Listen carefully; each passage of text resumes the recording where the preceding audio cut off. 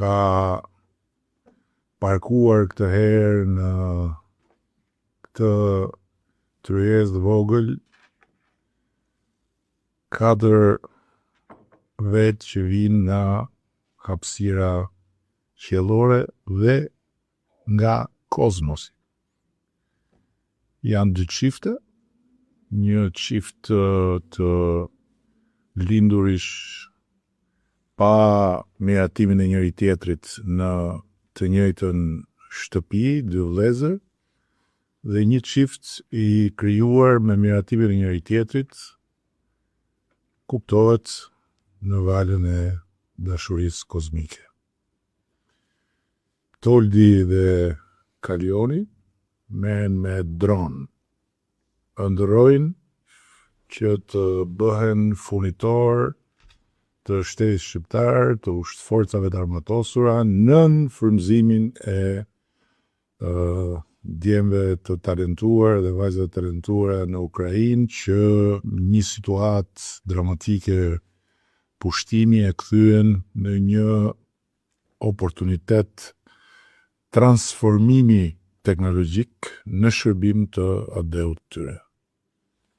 Ndërkohë që se çfarë ndërrojnë Rezarta me Arditin do të na thonë vetë, por është e sigurt që kanë lënë botën për të ardhur këtu në Tiranë dhe jo për të ngulur duke parë poshtë, por për të vazhduar të shohin lart hapësirën kozmike, sepse merren me astronomi.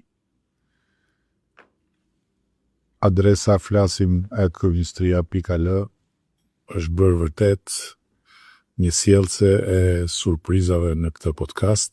Kush mendon se ka diçka për të na surprizuar, të shkruaj dhe siç e shihni edhe nga shembulli i këtij epizodi i jepet mundësia që të jetë këtu. Po e nis me Rezartën, ta nisim nga shumë lart, a hyjet për zbritur në tokë të këta të 2 këtu. Përshëndetje, unë jam Rezarta Ibrahimi, e lindur dhe e rritur në Gjilan të Kosovës. Deri në moshën 14 vjeçare kam jetuar në Gjilan, pastaj kam vazhduar shkollimin e mesëm faktikisht shkollimin e mesëm gjysmën në Prishtinë dhe gjysmën tjetër në Amerikë. Pas Amerikës kam studiuar në Charles University në Prag, farmacian, jo diçka për astronomin, por pas disa viteve që kam punu në Europë, jam shpëngul në Amerikë, ku edhe kam njoftuar Arditin. Pas sa kohe kam punu në Amerikë si farmaciste, si clinical data analyst, por kur mu ofru oferta prej Arditit i bashkangjitem në biznisin e Kozmos, atëherë fillova të jem pjesë e Cosmoknowledge. Bukur, Arditi është i Prishtinës, po? Po. Faleminderit fillimisht që na ftut dhe gjatë kohën me fol me neve. Unë fillova këtë Cosmoknowledge në Prishtinë fillimisht, kam pas 2 pasione, filmin, video editing edhe astronomin. Kam qenë shumë kurioz për shkencën hapësinore. Edhe njëkohësisht edhe kam përfundu bachelor produksionin filmik. Edhe thash, po i bashkoj këto dyja, mos janë pasionet e mia dhe po vazhdoj ndoshta bëj karrierë për kësaj pune. Edhe atëherë astronomia, kjo puna e hapësirës ka qenë edhe pak e mbyllur ose mbas shkrimeve shkencore shumë të rënda ose mbas artikujve senzacional, clickbait që i themi ne. Edhe unë mendova me bu një balans me sty edhe me hap Cosmoknowledge edhe fillova me bo content të ndryshëm, me video, me shkrime ndryshëm për astronomi, apat faqen e Facebookut, Edhe kështu vazhdova në Prishtinë dhe pas një viti shkova edhe në Amerikë dhe aty ku taku me Rezartën. Atje kam punu edhe si video editor me një studio shqiptare me dasma, ku kam vazhdu më marrë paka shumë me pasionin tim. Në kozmos tjetër. Në kozmos tjetër, po me video editin, ashtu, do me thënë, gjysë kohë kam editu dasma, gjysë kohë kozmos. Po shumë mirë njohës edhe kam pas ma shumë kohë me u marrë dhe me zhvillu Cosmoknowledge, si punë dytësore atëherë. Edhe tani Cosmoknowledge është rrit goxha shumë edhe kemi një audiencë globale, miliona njerëz i shohin videot tona dhe mësojnë nga kjo. Si të kthehemi te këta dy djemët, që të jemi të qartë, unë kam pasur fatin, se është fat të njohësh këta,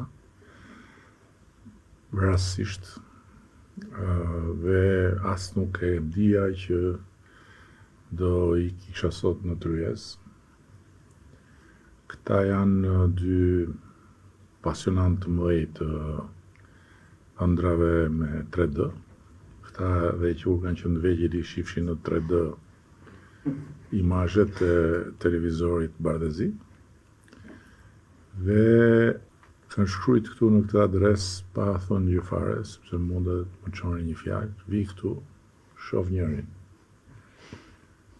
Dhe pare shoh me xhaketë se normalisht këta vishën si shofer kamionash që ecin ditë natë nga i cep i Europës në tjetrin, nga i cep i botës në tjetrin, edhe i kanë syt të hapur si dyrbi pirati, ku i thonë fjallës, se as nuk flenë gjumë asgjë, shoh këtë kështu, thashun po ku është? Ytë vlla, nuk e lanë të futet, se nuk ishte vënë emrin të aplikimi. I thash, po, thire, pa thrasë, unë nuk e filloj emisionin, pa kalion figurën këtu. Erdhi kalioni ku shoh unë dopjo 5 me kuadrata. Këto gjaketat i blet për emision, me siguri, se besoj se i keni pas. I ka bërë vetë, Ha? ka bërë vetë. Dizenjuar. Handmade. Edhe gjaketën vetë 3D. E kam dizenjuar vetë. Me printer. Okej, po, fuqishëm. Edhe e ke bërë më të gjërë që të mos kuptohet që ke gjërat bark. Duke, pra që ti jetë veshë kështu si elegant. Po pse erdhe tu, për çfarë erdhe në emision? Atëherë, faleminderit një për ftesë. Dhe gjithë ideja ishte ta bënim surprizë, domethënë se mund të kishim pasur një qasje tjetër, por Jam shumë kurioz çka ke shkruajt këtu. a çfarë kam shkruar? Çka ke shkruajt këtu që ke hutu ekipin e përzgjedhës. Me printera 3D, me atë e ka bërë kalin e Trojës. Që duhet më boj, kam akoma. Çka ke shkruajt këtu? Po vazhdo. Edhe duke qenë se nëpërmjet kësaj pajisje që ne jemi Po mirë, distributor. nuk të vjen zor më, por quam Toldi, Aleksi dhe jam si përmarr, po mirë, po vllajn, si e aneksove. Kjo tregon që kompania po shkon drejt suksesit dhe ke filluar të mendosh se si ta përjashtosh nga Kjo është shenjë që kompania po E kishim bërë me plan të ta merrni 2 herë kohë, po nuk na funksionoi. do bënte ky. Mos mami, se erdhi me këtë xhaketë për të parë Po orën e parashikuam mirë që mund ndodhte. Atëherë, ta nisem nga printimi 3D. Ne jemi distributor të 2 brendeve të printerave në Shqipëri, të Anycubic dhe Frozen. Dhe nga këtu nisi gjithë piknisja për të prodhuar gjëra të tjera që dolën më pas të droni, edhe pse projektin me dronin e kemi pas shumë herët që që në 2015-ën, po. Po atëherë nuk e imagjinonim dot që mund ta krijonin vetë në 2015, dukesh e pa mundur sepse duheshin uzina e fabrika e gjëra, kurse tani printeri na ka mundësuar që ne mund të prodhojmë çdo gjë në një hapësirë sa tavolina. Dhe si fillim jemi fokusuar në fushën dentare. duke I përdorur printerat për të prodhuar dhëmb, proteza provizore. Dhe kështu pastaj e zhvilluam, tentuam të prodhonim një dron të vogël për masa diku te 1.5 metra. Tani kemi arritur ta bëjmë deri në 4 metra të madh, pra krahët 4 metra dhe 3 metra trupi. Dhe me kalimin e kohës po e zhvillojmë dhe në integrimin domethënë të teknologjisë që do t'i vendoset brenda motorëve, sistemi transmetimi. Po ecni me gjithë këtë procesin. Po. Domethënë kur do ta kemi që ta shohim dronin? Po besoj këtë verë. Ë? Këtë verë. Po besoj që do na ftoni, nuk do vini kështu me nuk do futemi. Se radhe nuk kemi surprizë. Nga pëngjerja. Trumpin ka rëndësi që do ta survejojmë kur të vi këtu. Do ta kemi gati deri vitin tjetër. Aty jemi konkurrencë të fortë, se ka dhe tjerë që po përpiqen, po konkurrencë e hapur është kjo. E hapur është. Ja sheshi ja Mejdani. Konkurrencë po ti tani do ta vësh çik se luftova unë për reputacionin tat që u lëndua këtu, u cënua, u në përkëm nga vllai, tash do ta vendosësh në vend dignitetin tat tash këtu edhe ti në gjë, ke pjesë këtu apo je shofer? Atë kam përfaqësues. Mirë.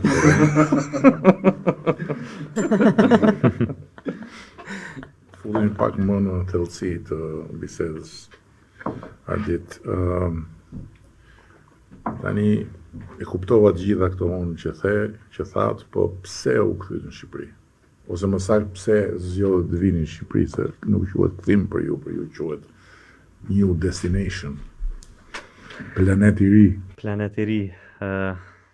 U kthyem se Shqipëria është vendi jonë mas pari, edhe kishim dëshirë pas Amerikës ne jemi pak edhe kështu si digital nomad që I thonë, endemi anën botës, edhe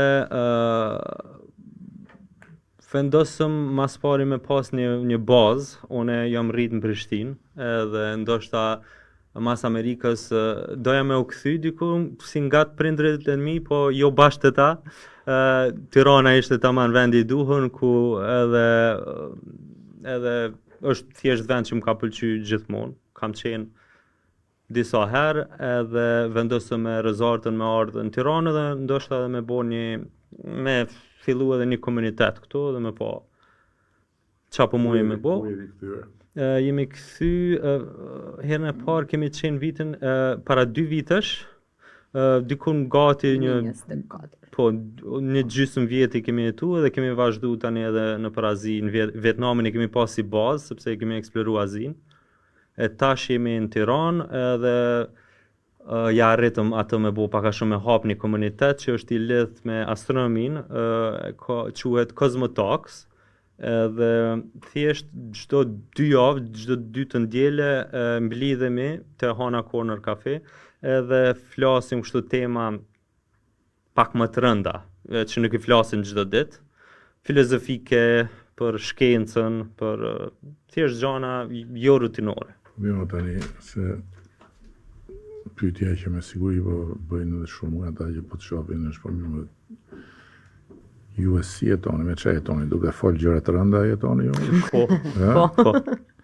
Po domethënë juve flisni gjëra të rënda dhe banakieri ju jep ju paguan apo kur shkoni ke kafe apo paguani ju banakieri? Duhet me paguajt ne banakieri. Po si e realizoni këto? Okay, so domethënë ne bëjmë video edhe financiarisht ne fitojmë nga monetizimet prej platformave si YouTube, Facebook, TikTok e këto të ndryshmet, edhe prej sponsorships, që ku kemi pas për shembull kompani private të hapësinore. Subjekti është astronomia.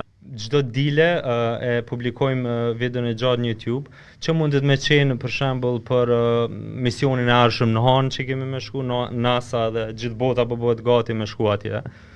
Edhe për mundet me qenë edhe për kompanitë private që po ndodh këtu në tokë, hapësinore, po edhe thjesht ana teorike planeteve, vrimat e zeza e këto gjanat. So, videot janë edukative.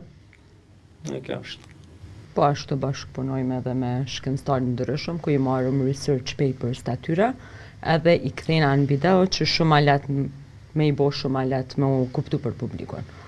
Po, kemi fillu edhe me i intervistu tash profesorat që janë prapa këtyne letrave shkencore, edhe po na animojnë domethënë për me i kthy videot edhe thjesht anën e komplikume ne e bëjmë më thjesht për publikun me u kuptu.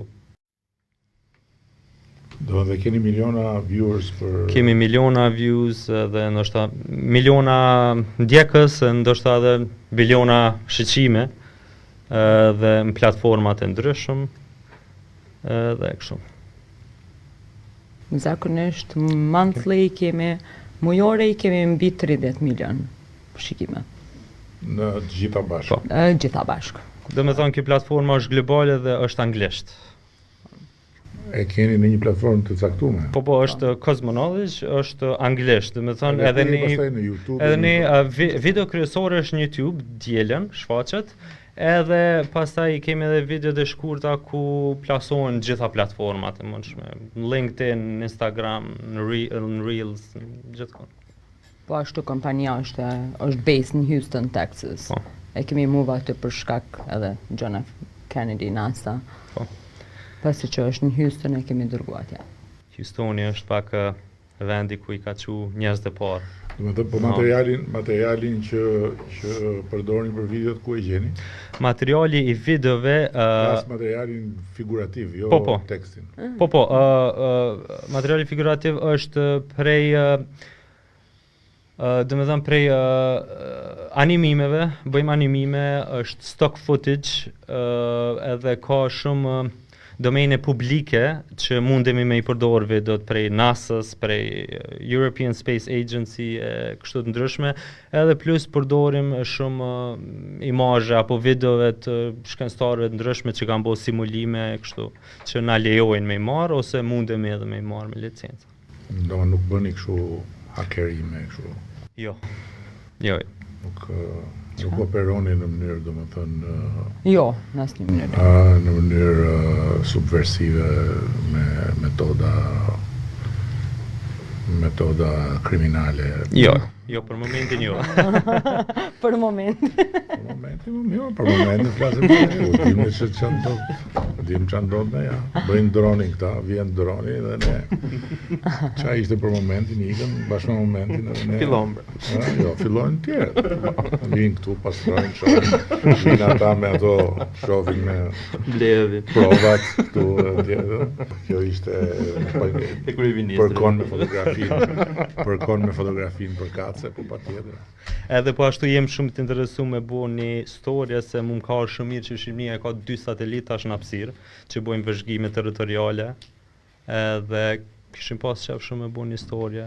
Albania 1 and 2. Po si një vend si Shqipënia ku erdhë. Ne kemi bërë një farë progresi, prapë jemi larg akoma edhe gjithsesi do ne kemi një atë strukturën tonë të gjeohapësirës edhe ju mund ta vizitoni. Aty ka disa persona shumë të talentuar dhe që punojnë me gjeohapësirën, mund ta vizitoni, të shihni çfarë ka dhe çfarë mund t'ju lejë.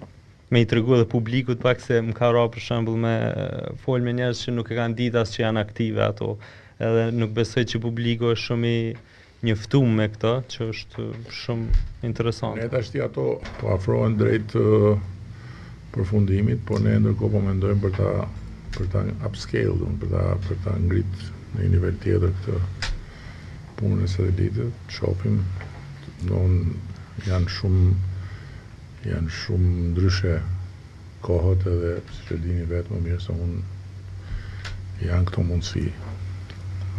Gjithë problemi është që duhet të shoqërohen me struktura të cilat kanë kapacitetin t'ja u nxjerrin maksimumin. Dhe kjo s'është e lehtë. Ashtu si kundër duhet mësohen strukturat e tjera që t'i referohen këtij burimi, sepse aty ka mundësi për të marrë të dhëna dhe për t'i vënë në shfrytëzim të gjithë sektorët, siç e dini dhe ju. Ndërkohë, presim zhvillime edhe nga dronët që na japin më shumë dhëna mbi territorin. Unë jam shumë i dëshiruar që ju të keni sukses, sepse na duhen shumë, sidomos për çështjet civile dronët. Po ja u them këtë gjë që ta merrni parasysh që mos kaloni më herë në ata dronët e amatosur. Nga survejimi. Po ju kur mendoni që do mund ta keni gati prototipin? Tani si kështu kallëp gati kemi. Që të fluturoj besoj nga fundi i verës. Domethënë brenda këtij viti do të Brenda këtij viti po. Gjithsesi, domethënë para verës ne planifikojmë të nxjerrim ca dron që do jem për mbikëqyrjen e territorit, për zjarret. Më të vegjël. Po. Ata të vegjëlit është shumë kollaj për të fluturojnë sepse nuk kanë peshë edhe ngrihen shumë kollaj. Kurse është mbi 4 metra, pastaj bëhet pak sfiduese për pjesën e fuqisë, motorrit a duhet elektrik apo duhet me djegje. Është me ngrej galionin, duhet motor. Me pistona. Po tani ne njihemi kështu në distancë, po nuk kemi pas rast të bëjmë muhabet më afër. Tani nga ju vjen juve ky delli inxhinierik, keni studiuar për këtë punë apo është pasion? Është pasion. Po si, po shkollë keni bënë çik shkollë? Pa shkollë për dhëmbët, për dentistrin. Kalioni është për juridik. Ti ke marrë juridikun. E di si më tha. E kam fakultetet dytë se pashë po rriteshin rrogat. E mirë. Pra parlamenti e ka dorë, mos harro. Po të parë kë ke? Marketing. Disha si më bëre ti, si e bëri ky për ty në fakt se ti në rregull ishe korrekt.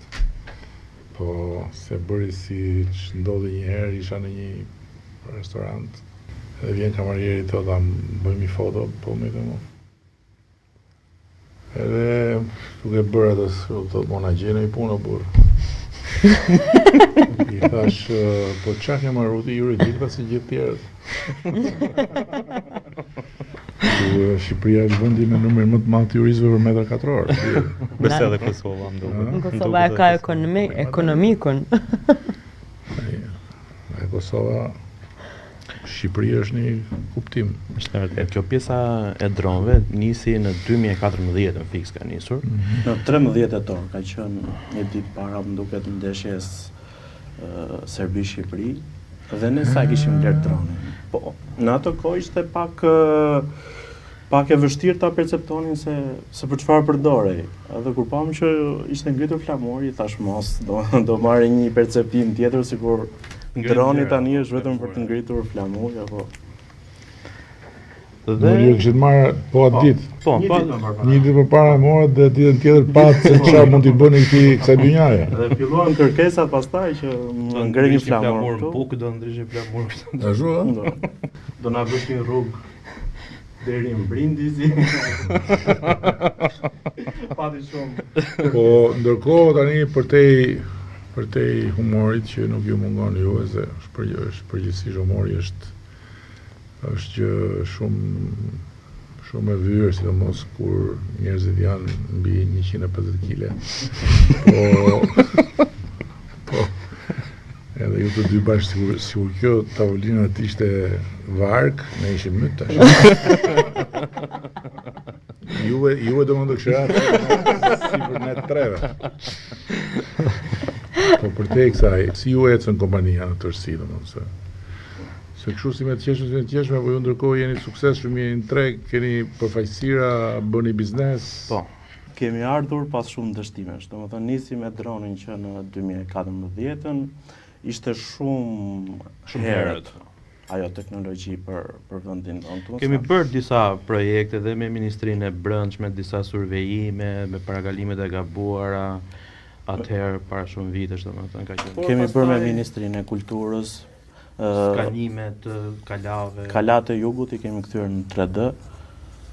Dhe këto kanë qenë domethënë rreth viteve 2015-2016. Shumë pjesën bërë qef, si thosh, ose për ishte nuk është pjesa e biznesit, po flas të biznesit. Pastaj e lam dronin. Në shkëputëm nga droni, vazhduam me turizmin dentar për disa vite. Aty dhe filluam me printer. Po, me printer. Vetëm me turizm direkt, domethënë. Ishim ortak me kushërin ton në klinik dhe ne sillnim pacientët italian këtu edhe kishim gjithë strukturën, laboratorin, call centerin, klinikën e të gjitha. Dhe kur ndodhi fenomeni pastaj që këtu sapo bëhet një gjë risi, fillojnë i sulen gjithë, ulën çmimet, aty u shkëputëm dhe kapëm vetëm një gjë që tregu çalonte, që ishin pikërisht printerat. Dhe aty morëm përfaqësinë e këtyre printerave dhe vazhduam printerave dentar, printerave 3D domethënë për proteza. Printerin mund ta përdorësh për çdo lloj gjë. Qartë. Nga droni zbritet ke proteza, nga proteza Po, krijuam dronin, ngritëm. Ju e keni, natyrisht, si ndani u kësaj pune. Si ndani do vinë një histori. Jam i bindur i një histori. Është vetëm çështje kohe. Dhe nuk e di, a do jetë dron, a do jetë raketa, do jetë, nuk e di, po diçka do jetë, se një gjë ka këtu. Neroni, i vëm flakën. Një gjë ka këtu. Me raketa na shkruani neve. Na lajmëroni. Sa kohë bët që jeni në Tiranë këtë herë? 2 muaj, 1 muaj. 2 muaj. Sa herë më shkruajtet mu me Artur? Po. Ja, ne fakt nduket që ti ke shkruajtur shumë herët, herën e parë kur kemi qenë. Kemi qenë në tetor 1 muaj. Po si ju duket Tirana, ju pëlqen? Tirana është fantastike. Shumë më mirë se Prishtina për mendimin tim, se ka më shumë mundësi, më shumë produkte, më shumë gjithçka. Më shumë diversitet. Diversiteti është. Kanë ardhur shumë digital nomads, edhe çka u kon më interesante, u kon kemi jetuar na 7 muaj, si tha edhe Arditi, në Vietnam. Edhe dolëm këtu tek Shishi, ishte një festival i ushqimit, e takova trajnerën time të Muay Thai, kish ardhur me jetu në Tiranë. Ajo është amerikane. Edhe më është shumë interesant se shumica e digital nomads momentin që po fillojnë me tregu për një vend, po atëherë po vjen ai fluksi i madh i të gjithëve. Digital nomads Ka shumë, po shumë ka. Edhe po ashtu edhe te Cosmotax kemi shumë persona që janë digital nomads që po vinë. Domethënë njerëz që kemi takuar ndoshta në Vietnam si digital nomad, tani kemi po në Tiranë ashtu, edhe na ka dogë shumë. Na ka ardhur shumë mirë. Edhe normale promovojmë gjithmonë Shqipërinë. Është vendi jonë. Keni gjë tjetër për të një pyetje për mua ke? Fjallë më të ndërë. Fjallë më të ndërë mirë më rregull. Ti shoferi jesë. Se mos ke më kujtohet një herë në 92-shin, diçka e tillë. 92-shin, 93-shin. Isha në Gjermani edhe shkova te Gjelosh Gjoka, që ishte një piktor i madh, shqiptar i Malici, shumë talent, edhe më ftoi dhe ndejta disa ditë me të në studion e tij. Punom në studio edhe unë edhe flija dhe studio. Kishte një studio shumë të bukur. Edhe vini njerëz. Edhe një ditë vinë disa nga Kosova, ishin nga 4-5 vetë. Edhe ishin me këto lëvizjet patriotike në emigracion. Edhe prezentohen, unë jam filani, jam shefi i lëvizjes për Gjermanin, ky është shefi i lëvizjes për Europën, ky është shefi i lëvizjes për ku diun tjetër. Ishin gjithë shefa dhe ky është shoferi, tha. Tani ati ngeli një distancë shumë e madhe, gjithë ta shefa, ky ati është shoferi.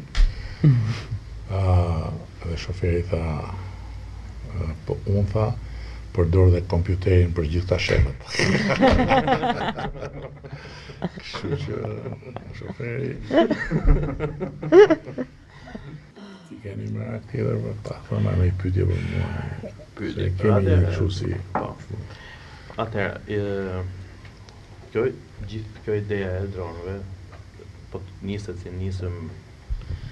si nisëm private, normalisht që ka sfida sepse kostot e teknologjisë janë shumë të mëdha. Dhe normalisht duhet një mbështetje edhe nga shteti për të arritur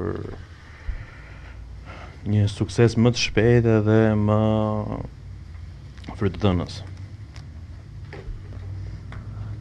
Ku është pyetja se Sa i gatshëm është shteti? e kuptoj, ne kemi një program që ka qenë goxha i kërkuar dhe i frekuentuar për startupet. Edhe me kemi rritë si shumë, është disa miliona euro, ku të rinj që kanë një produkt me potencial, por nuk e kanë plotësisht zhvilluar, kërkojnë ndihmë për ta zhvilluar deri në. Ky është një instrument. Instrumenti tjetër është që në rastet kur bëhet fjalë për teknologji që mund t'i shërbejë shtetit për premtari të caktuara, aty pastaj mund të krijohet kompani e përbashkët. Po. Për të zhvilluar produkt, por në këtë rast produkti duhet të jetë më bindës, si themi, jo thjesht një produkt premtues, po një produkt. Do të jetë funksional. Ai për shkak vjen, po them, nëse juve dronin deri ngushtë e keni gati dhe jeni në gjendje me atë prototip të provoni që ka disa kapacitete dhe që mund të shkojë në disa kapacitete, po i ka ndërkohë ca kapacitete, aty mund të ofroheni për të bërë një partneritet me shtetin për emergjencat, për ushtrinë, për kontrollin e territorit e tjera. Në fund ngushtit është gati. Mirë, këtu jemi. Vetëm mos fajteni, vetëm mos e sillni në ditë ku ka protest. Se mos ketë një Mos ka një aksident. Jam shumë kurioz me ditë cili është identiteti i Shqipënisë në vitin 2050. Se di se çfarë ndodh deri në vitin 2050, se me këto që po shohim, me këto që po sjell teknologjia, jo më larg se mbrëm, po ndiqja një kështu komunikim të Yuval Hararit, edhe ai thoshte që edhe pak vite dhe njerëzit që kanë mend do të rhiqen komplet dhe do mqifen. Do t'i rinë larg dhe komunikimi do bëhet shumë më i vështirë dhe teknologjia do marri shumë përparësi, ndërkohë që me xhelisin, po themi, do ta dominojnë budallëjt, pak a shumë, po e them në mënyrë brutale. Unë them që Shqipëria në të gjitha rastet e ka të gjithë të mirën përpara. Shqipëria ka dalë nga, sipas meje, ka dalë nga cikli nga ciklet e pafundme të rrethit vicioz, edhe ka hyrë në një rrugë me një perspektivë të re, por në fund ditës ka dhe gjë tjetër që mua më jep optimizëm për 2050-ën, kur do duhet ta ndani hisen tuaj në ndjell mes njëri tjetrit, se unë do jem në Cosmologic duke ju pa, jo, është dhe varianti që do dali ajo e përjetësisë, po unë nuk jam duke e prit fare ato. Longevity. Jo, nuk jam duke e prit ato, më shumë drejtën. Por pak po e sigurt është që ne shqiptarët jemi mace me 9 shpirtra dhe si do gjithë na hudhësh ne bim prapë në kohë. Ne problemin e kemi kur jemi bashk Edhe s'ka tjetër, edhe aty pastaj ngatrohemi. Po që se jemi në mes të gjithë llojeve të specieve të botës, ne bim këmbë. Bam. Nuk ka asnjë diskutim kjo. Kështu që unë jam optimist për të ardhmen tuaj, domethënë. E imja nuk ka një surprizë, besoj se nuk do këtë ardha lavë 2050. Dashta me shtu edhe diçka që e kena një plan projekt ende jo konkret për ndërtimin e një planetariumi dhe observatore në Shqipëri. Edhe kemi menduar që ndoshta i shkon shumë diçka e mirë me pru një planetarium edhe një observator në Tiranë, sidomos pjesa e malit Dajtit. Duhet të jetë atraktive për njerëzit, kam përshtypjen. Shumë. Kur të keni projektin gati, bjerni ta diskutojmë, të shohim si mund ta realizojmë. Është diçka që i kish pru Shqipërisë edhe turizëm shkencor. Po ndoshta edhe kish inspiru një gjenerat të rinjve me ndjek karriera në STEM, në shkencë, teknologji. Shumë faleminderit. Faleminderit. Faleminderit dhe ju. Uroj vërtet sinqerisht që ëndrat të i bëni realitet. Unë jam i sigurt që do i bëni ëndrat realitet, sepse jeni njerëz të përkushtuar, vini nga qielli, nuk jeni nga këto krijesat e tokës, edhe pse juve kur ju shef dukeni shumë tokësorë. Po. Ju uroj sukses edhe nëse pres të shoh dronin e markës Tolt Kalioni edhe nëse pres edhe projektin e planetariumit. Ta ishin 4 të rënët nga qielli që i rrin këtu, po menin e kanë atje lart.